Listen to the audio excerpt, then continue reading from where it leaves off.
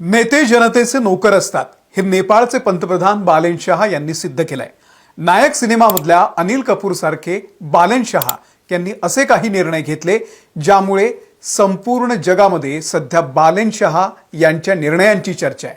नेपाळच्या सरकारी शाळांमध्ये गरिबांच्या मुलांसोबत अधिकारीची मुलं, उद्योगपतींची मुलं, मंत्र्यांची मुलं आणि अगदी पंतप्रधानाची सुद्धा मुलं एकत्र शिकणार आहेत। प्रायव्हेट स्कूलवरती त्यांनी जोरदार प्रहार केलेला आहे। बालेन शाहनं नेपाळमधल्या व्हीआयपी कल्चरची ऐशी तैशी करून टाकली।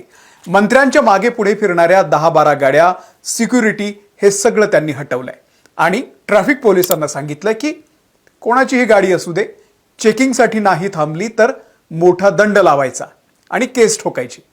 हॉस्पिटलमध्ये, सरकारी असो किंवा प्रायव्हेट हॉस्पिटल, 10% जागा, 10% खाटा गरिबांसाठी राखीव ठेवायच्या आणि त्या गरिबांवरती 100% मोफत उपचार करायचे। उशिरा कामावर येणाऱ्या सरकारी कर्मचाऱ्यांना थेट सस्पेंड आणि भ्रष्ट अधिकाऱ्यांना थेट जेल। सीधी बात, नो बकवास। एवढंच नाही तर आजपर्यंत ज्यांनी भ्रष्टाचार केला त्या सगळ्यांची चौकशी लावलेली आहे। अनेक अधिकारी जेलमध्ये टाकलेले आहे। एवढंच नाही तर नेपाळचे माजी पंतप्रधान केपी ओली शर्मा यांना देखील अटक केलेली आहे। अत्यंत धाडसी निर्णय घेत बालेन शाह यांनी नेपाळमध्ये एक नवा शासन कारभार सुरू केलेला आहे जो तळागाळातल्या सर्वसामान्य लोकांसाठी आहे। बालेन शाह यांना जे शक्य झालं ते भारतात शक्य आहे का, किंबहुना आपल्या नेत्यांमध्ये असे धाडसी निर्णय घेण्याची धमक उरलेली आहे का, हे सगळं सविस्तर पाहूयात या व्हिडिओमधून।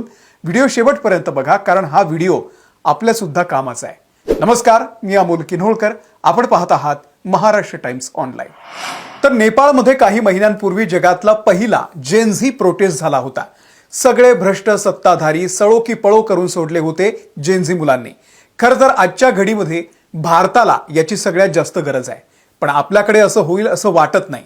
आपल्याकडच्या मुलांना दादा, भाऊ, ताई, साहेब यांच्या मागे फिरण्यात, सतरंजा उचलण्यात आणि भंडाऱ्यामध्ये जेवण्यात जास्त धन्यता आहे। त्यामुळे आपल्याकडच्या नेत्यांचं फावतं।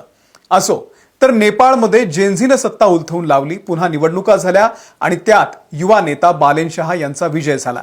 अवघ्या 35 वर्षांचे बालेन शाह इंजिनियर आहेत, रॅपर होते। आपल्या बंडखोर गाण्यांमधून त्यांनी जनतेला साथ घातली, राजकारणात आले।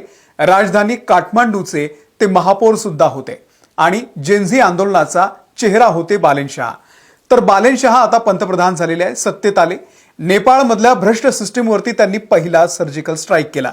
पहिले तर त्यांनी आपल्या मंत्रिमंडळामध्ये अशी माणसं नेमली ज्यांना त्या खात्याचा अनुभव आहे, त्या खात्याचा अभ्यास आहे आणि त्यात त्यांनी काम केलेलं आहे। नाहीतर आपल्याकडे काय असतं, क्रीडा मंत्र्याला बॅट पकडता येत नाही। क्रिकेट असोसिएशनचे सगळे अध्यक्ष राजकारणी आहेत ज्यांचा खेळाशी काहीही संबंध नाही। क्रिकेटचं मी तुम्हाला एक उदाहरण दिलं, बाकी सगळ्याच खेळांमध्ये हीच परिस्थिती आहे।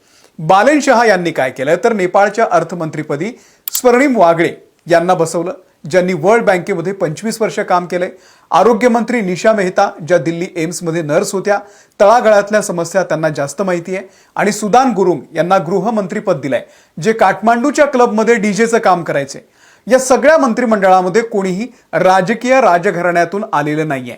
14 जणांचं कॅबिनेट आहे फक्त, जेणेकरून तातडीने निर्णय घेतले जातील आणि ते अंमलात सुद्धा आणले जातील। आणि निर्णयांचा धडाका सुरू झालेला आहे। यांना 5 वर्षामध्ये नेपाळचा जीडीपी डबल करायचा आहे। त्यामुळे पहिला प्रहार केलाय तो भ्रष्टाचारावर। मला व्यक्तिगत आवडलेला निर्णय शाळांसंदर्भातला आहे, मी तुम्हाला तो पुढे सांगणार आहे। पण सगळ्यात पहिलं काम काय केलं बालेन शाह यांनी तर भ्रष्टाचारावरती प्रहार केलाय। 1990 ते 1926 यापर्यंतच्या सर्व पदावरच्या भ्रष्ट अधिकाऱ्यांची चौकशी करण्यासाठी एक समिती नेमलेली आहे। ज्यांनी भ्रष्टाचाराद्वारे बेकायदेशीर संपत्ती जमा केली त्यांना सोडलं जाणार नाही असा स्पष्ट इशारा त्यांनी दिलेला आहे। बालेन शाह यांनी सत्तेत येताच मंत्र्यांसाठी आणि नेत्यांसाठी असलेलं व्हीआयपी कल्चर बंद केलेलं आहे। कायद्यासमोर सगळे सेम आहेत हे सिद्ध करण्यासाठी नेपाळमधल्या मोठ्या नेत्यांच्या अवैध बांधकामांवरती त्यांनी बुलडोझर चालवला। नेपाळचे माजी पंतप्रधान केपी शर्मा ओली यांना गेल्या वर्षीच्या जेनझी आंदोलनामध्ये निष्काळजीपणा दाखवल्याच्या आणि भ्रष्टाचाराच्या आरोपाखाली अटक करण्यात आलेली आहे। रमेश लेखक जे त्यावेळी गृहमंत्री होते त्यांनाही याच प्रकरणामध्ये अटक केलेली आहे। दीपक खडका माजी ऊर्जा मंत्री आहेत, त्यांना मनी लॉन्ड्रिंग प्रकरणामध्ये सुद्धा अटक करण्यात आलेली आहे। काठमांडू आणि परिसरामध्ये गुन्हेगारी टोळ्यांचा बिमोड करण्यासाठी ऑपरेशन सेफ्टी राबवण्यात आलेलं आहे। एप्रिल 2026च्या पहिल्या आठवड्यामध्ये काठमांडू पोलिसांनी विविध भागांमधून 33 कुप्रसिद्ध गँगस्टर्सला अटक केली, ज्यामध्ये प्रवीण तमांग, जो डिंपल म्हणून ओळखला जात होता, बिरजू महर्जन, सुजुक कारगी आणि बिकी लामा यासारख्या मोठ्या गुन्हेगारांचा समावेश आहे. एका विशेष रात्रीच्या मोहिमेमध्ये गुंडगिरी, तोडफोड आणि फसवणुकीच्या आरोपाखाली काठमांडूमधल्या विविध भागांमधून 195 जणांना ताब्यात घेतलंय. सप्टेंबर 2025च्या हिंसाचाराच्या दरम्यान नेपाळच्या तुरुंगातून सुमारे 12,440 कैदी पळाले होते. बालेनशाह सरकारनं यापैकी 8,225 कैद्यांना पुन्हा एकदा जेलमध्ये टाकलंय. व्यावसायिक जगतातलं मोठं नाव असलेले शंकर ग्रुपचे अध्यक्ष सुलभ अग्रवाल यांना मनी लॉन्ड्रिंग प्रकरणामध्ये अटक करण्यात आलेली आहे. तर प्रवाशांची फसवणूक करणाऱ्या आणि कमिशन घेणाऱ्या 18 दलालांना त्रिभुवन आंतरराष्ट्रीय विमानतळावरून अटक करण्यात आलेली आहे. बालेनशहाच्या राजवटीमध्ये चुकीला माफी नाही. बालेनशाह यांनी 6 देशांमधल्या नेपाळच्या राजदूतांना परत बोलावलंय. भारतातले राजदूत शंकर प्रसाद शर्मा, ऑस्ट्रेलियामधल्या राजदूत चित्रलेखा यादव, दक्षिण कोरिया देशातल्या राजदूत शिवमाया तुम्बा हाम्फे, श्रीलंकेतले राजदूत पूर्ण बहादूर नेपाळी, डेन्मार्कच्या राजदूत सुम्निमा तुलाधर आणि दक्षिण आफ्रिकेचे राजदूत कपिल श्रेष्ठ हे 6 राजदूत मागच्या केपी शर्मा ओली यांच्या सरकारच्या काळामध्ये राजकीय कोट्यातून नियुक्त करण्यात आले होते. बालेनशाह यांनी सत्तेत येण्यापूर्वीच वचन दिलं होतं की राजनैतिक पदावरती राजकीय कार्यकर्त्यांच्या ऐवजी तज्ज्ञ आणि पात्र व्यक्तींची नियुक्ती केली जाईल. त्यामुळे या सगळ्यांची हकालपट्टी करून त्या जागी आता पात्र आणि अनुभवी व्यक्तीला बसवलं जाईल. याचा अर्थ नो वशिलेबाजी. यापुढे फक्त पात्रतेनुसारच नियुक्त्या केल्या जाणार आहेत. आणि सगळ्यात मोठा निर्णय शिक्षण क्षेत्रातला. सर्व खासगी शाळांना त्यांच्या एकूण विद्यार्थी संख्येच्या 10% जागा गरीब आणि गरजू विद्यार्थ्यांसाठी मोफत ठेवणं अनिवार्य आहे. जो नियम पाळणार नाही त्या शाळेवरती कडक कारवाई केली जाईल. हा त्यांचा सर्वात महत्त्वाचा निर्णय मानला जातोय. शाळा आणि महाविद्यालयांच्या आवारामध्ये असलेल्या सर्व राजकीय विद्यार्थी संघटनांवरती त्यांनी बंदी घातलेली आहे. राजकीय पक्षांचे झेंडे आणि कार्यालय 7 दिवसांमध्ये शाळांमधून हटवण्याचे आदेश दिलेले आहेत.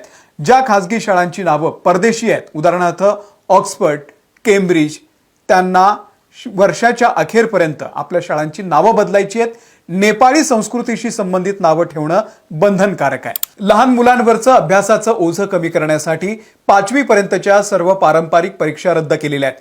14 एप्रिल 2026 पासून शाळा स्तरावरती सर्व प्रकारच्या प्रवेश परीक्षा आणि ब्रिज कोर्सेसवरती बंदी घालण्यात आलेली आहे, जेणेकरून खासगी शाळांना विद्यार्थ्यांकडून अवाढव्य फी उकळता येणार नाही. खासगी शाळांना पर्याय म्हणून आणि सरकारी शाळांचा दर्जा सुधारण्यावरती त्यांनी आता जास्तीत जास्त भर दिलेला आहे. आणखी एक महत्त्वाचा निर्णय घेतलाय, तो म्हणजे रुग्णालयांच्या संदर्भातला. 10% बेड मोफत देणं अनिवार्य करण्यात आलेलं आहे. संपूर्ण नेपाळमधील सर्व सरकारी आणि खासगी रुग्णालयांना हा नियम लागू केलेला आहे. प्रत्येक रुग्णालयाला त्यांच्या एकूण खाटांपैकी 10% खाटा या गरीब, असहाय्य आणि बेवारस रुग्णांसाठी मोफत ठेवाव्या लागतील. सर्व रुग्णालयांना त्यांच्याकडे उपलब्ध असलेल्या खाटा आणि मोफत उपचार घेत असलेल्या रुग्णांची माहिती रिअल टाइम मध्ये सरकारी पोर्टलवरती अपडेट करावी लागेल. रुग्णालयाच्या गेटवरती किती खाटा सध्या उपलब्ध आहेत, किती बेड उपलब्ध आहेत याची माहिती स्पष्टपणे लावणं हे अनिवार्य करण्यात आलेलं आहे. फक्त बेडच नाही तर त्या कोट्या अंतर्गत येणाऱ्या सगळ्या रुग्णांना अत्यावश्यक औषधं आणि मेडिकल टेस्ट या देखील मोफत आणि सवलतीच्या दरात उपलब्ध करून द्याव्या लागणार आहेत. पंतप्रधान कार्यालयानं स्पष्ट केलंय की जे रुग्णालय या 10% कोट्याचं पालन करणार नाहीत त्यांचे परवाने रद्द केले जातील किंवा त्यांना मोठा दंड आकारला जाईल. बालेनशाह यांच्या नेतृत्वाखालील नेपाळच्या नवीन सरकारनं सरकारी कारभारामध्ये पारदर्शकता आणण्यासाठी प्रतिपक्ष पोर्टल तयार केलंय. यावरती लोक आपल्या समस्या नोंदवू शकतात. सरकारने एखादा निर्णय घेतला तर तक्रार करू शकतात आणि विरोधी मतही मांडू शकतात. सरकारला मिळणारी सर्व निवेदनं, तक्रारी आणि विरोधकांनी उपस्थित केलेले प्रश्न या पोर्टलवरती सार्वजनिक केले जातात. त्यामुळे कोणती फाईल कुठे अडकली आहे आणि कोणत्या तक्रारीवरती काय कारवाई झालेली आहे हे सगळ्यांना दिसतं.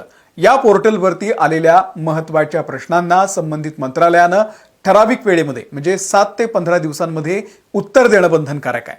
आणि जर उत्तर दिलं नाही तर ते डिफॉल्ट म्हणून लाल रंगामध्ये हायलाइट होतं, ज्यामुळे थेट पंतप्रधानांच्या कार्यालयाला पीएमओला याची दखल घेता येते. एकदम सहज सोपी अशी ही सिस्टम आहे.